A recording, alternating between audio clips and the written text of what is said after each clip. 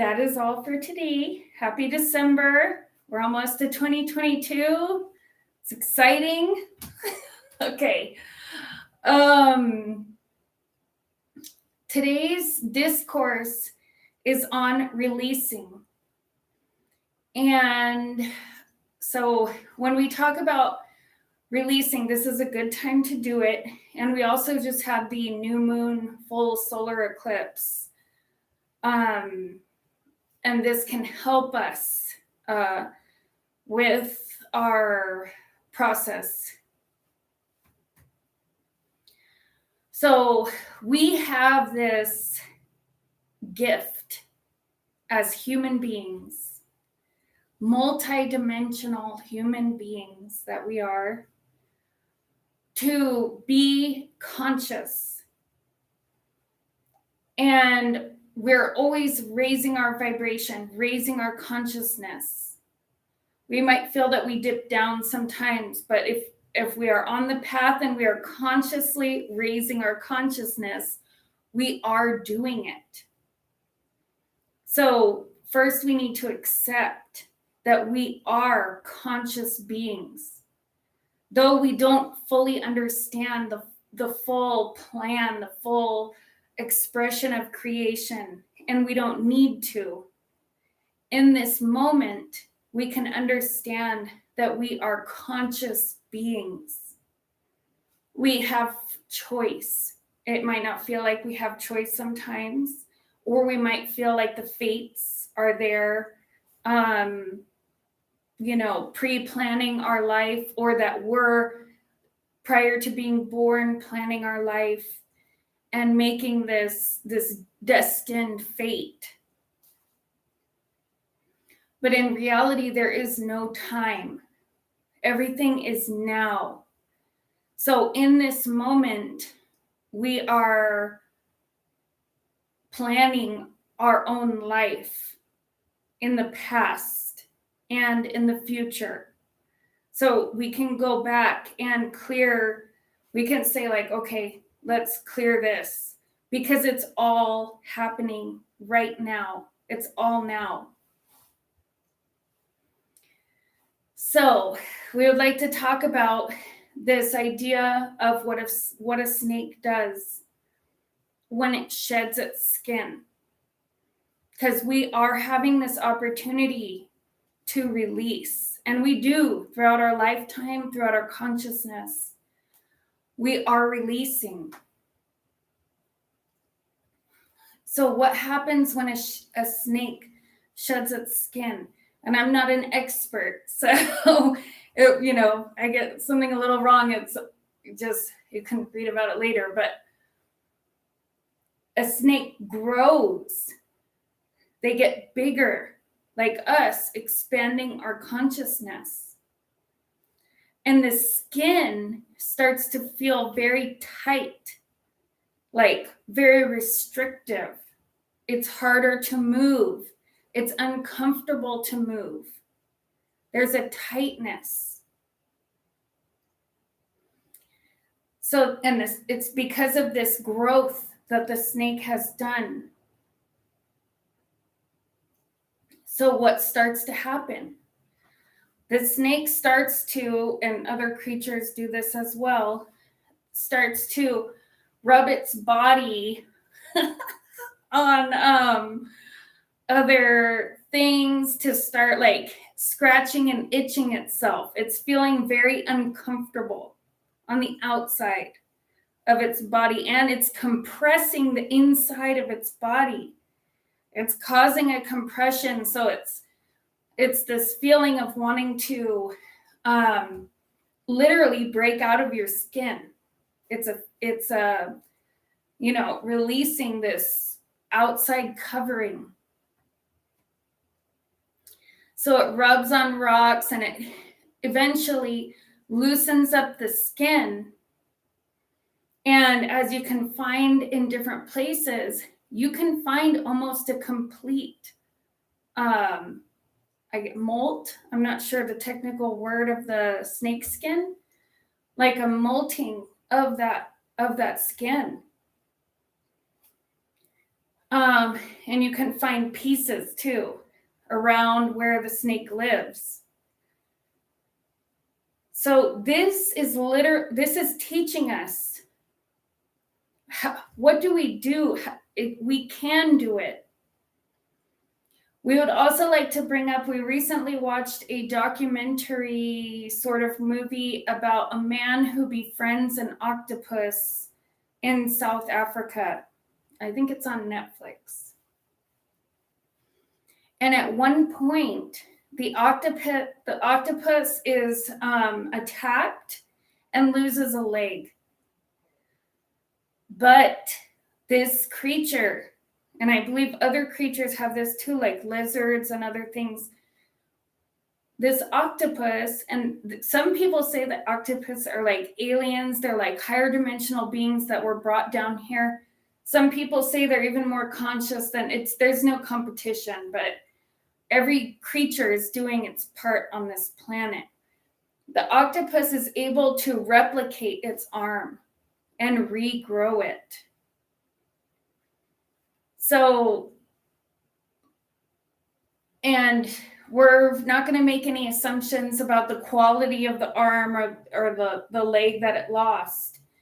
But it's also teaching us that there's so much technology here within us. As human beings, we're still working on this type of science and creation and understanding. And we can regrow things if we want to. And this could be taken a lot of different ways. We can release something and then regrow it exactly the same. Like, okay, we lost that. Maybe it was lost in trauma. And we felt that it shouldn't have been lost. So we recreate it. Or we realize that what we're doing right now, what we're existing in right now, is no longer suitable for our being. So therefore we want to shed the old, release it. And we can't judge the animals because we're not them. And we can't fully, I know there are people that communicate with animals. But what we can do is we can look within to our own selves and say, I am a conscious being. I make conscious choices. I can consciously release that which does not serve me anymore. I can become conscious of that which is binding me, that which is pushing, that which is compressing my spirit, compressing who I am. I have the conscious choice. And just like the story of the snake, it might not fall off right away. They don't just go like this and take off their snake skin. Okay? They have to kind of loosen it up. They have to allow the grip to be released. And we as human beings, as conscious human beings, can do this. We can start with one situation and say, how is this? Okay, when I'm in this situation, I feel very uncomfortable. I feel like if you're in a group, I feel like these people do not understand me. I can't communicate. Or something like my job is suffocating me. I feel like I have no life. I have no energy. It's just I'm a robot or something. Or when I go around certain family members, I can't express who I am. or I feel like I can't express who I am. So consciously, we can start to build up. We can start to realize in the moment, and this isn't about taking it out on the other people, because what we're doing is we're transmuting energy. Because as far as I understand, we will not actually lose our skin, though our skin is changing. Our skin is changing, but it's not that we're going to completely just take it off. Oh gosh. So how do we do this? We can start to see what choices we're making in that moment. So if you typically if you're with your siblings and you start going into old patterns, you can be conscious of it.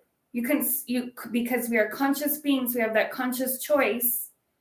So I'm butting heads with my siblings. We can take a step back and say, first choice, I am not going to butt heads with my siblings. First choice, I am going to bring my own food to the dinner. You can start making little choices to start loosening up the restrictions, the binds that we have. And this applies to any situation. This is conscious choice of releasing that which is restricting us. And if we start, and that's how it is with the snake too. It feels it more in one area first, and then it starts to move. The whole thing starts to move. And so that's what we are doing right now and experiencing during this time too. We are finding that little edge and then working up and clearing, releasing. And because we are conscious beings, as we release, we do it with love and light. If we do have anger or sadness, we consciously realize it. We consciously transmute that energy. We allow it to transform. We can see its purpose in our life. And we can see that even that which is binding us or restricting us is a function of love. This vessel has brought us to where we are right now. It's an act of love. So even if we're experiencing this discomfort, negative emotions, these challenges in our life, we can also say, like, this vessel has brought me to this place that I am now. And I am a conscious co-creator, beautiful, transdimensional being of light and energy. And hopefully we're all getting to a point where we could really feel that about ourselves, that is who we are, that we're so much more than what we realize. So during this eclipse season and going into the darkest time of the year, we have the opportunity again to go within. And I don't know who the quote is from, but when it says, "Only in the darkness can we see the stars." So as we go into this, as we willingly go into these darker places, and as we're able to face these parts of ourselves that are causing this binding feeling, remembering that everything is a reflection. So we could blame our family, our friends, our work, or the government, or whatever. It's all a reflection of us. And we have been trained through the spirit of the lotus to go into the void, into the quantum reality, so that we can witness these things and transmute them right here, consciously, with love, gratitude, joy. And we can release that which is binding us. We can let it go. We can do this consciously. And we could do it unconsciously. But it might be a little bit more facilitated, a little faster if we're a little conscious about it. Because then we won't regrow the arm just out of habit. And we're not saying that is bad or good, because it's amazing. But it's that conscious choice. Maybe we regrow the arm with a higher technology, with more advanced abilities, adaptive properties, so that we can flourish in this dimension, which affects everything across the universe.